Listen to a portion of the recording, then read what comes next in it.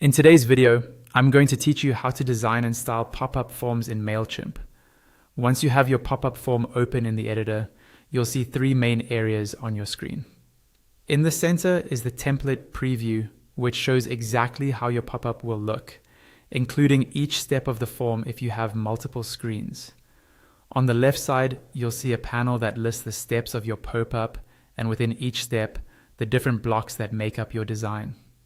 On the right side, you'll have the Properties panel, which lets you customize any block you select in the preview. To start editing, simply click on any block in the center preview. When you do, that block will be highlighted, and the left panel will update to show where that block sits in relation to the others on the same step. This left panel is really useful if you want to organize your layout.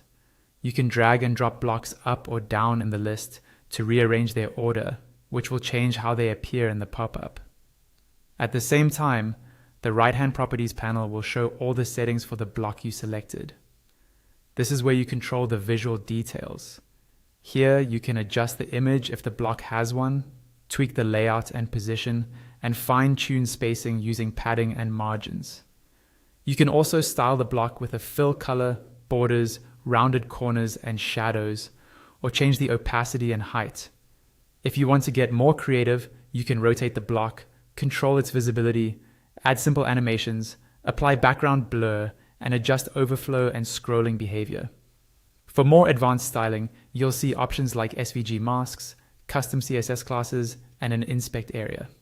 Next to each property you haven't used yet, there's a small plus icon. Clicking that plus icon activates that property for the selected block.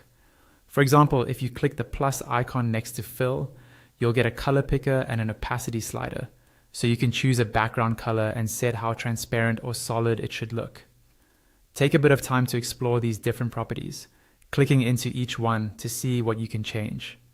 You don't need to use every setting, but understanding what's available will help you design a pop-up that looks clean, matches your brand, and feels professional.